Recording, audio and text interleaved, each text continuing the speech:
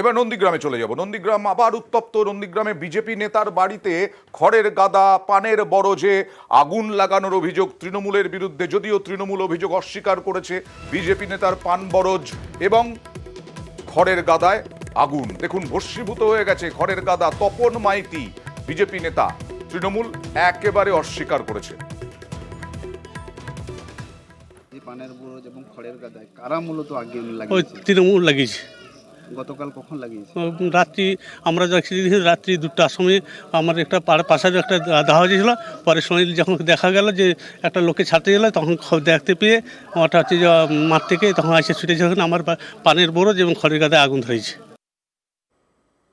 লোকসভা নির্বাচনের প্রাককালে আমাদের এখানে ভারতীয় জনতা পার্টির বুথ সভাপতি তপন মাইতির ওপর মানসিক অত্যাচার, নির্যাতন এবং সন্ত্রাস চালাচ্ছে।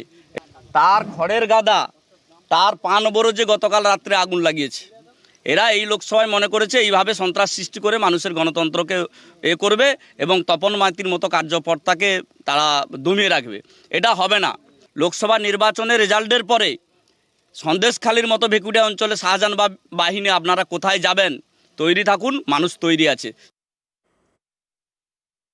অ্যাকচুয়ালি এটা বাস্তবে তৃণমূল কোনো ব্যাপারে নেই। ভেকুটিয়াতে তৃণমূল দুর্বল, অতএব তৃণমূলের নামে মিথ্যা অপপ্রচার করছে। ভেকুটিয়া পঞ্চায়েত বিজেপি, এলাকার সংগঠন বিজেপি, তৃণমূল ওখানে দুর্বল। অতএব এটা তার নিজেদের বিজেপির গৃহদ্বন্দ্ব, সেই গৃহদ্বন্দ্বকে তৃণমূলকে বোঝা চাপাতে চাইছে। হ্যাঁ, এটা আমরা চাইবো যে আইনি ব্যবস্থার মধ্য দিয়ে দোষী ব্যক্তির শাস্তি হোক।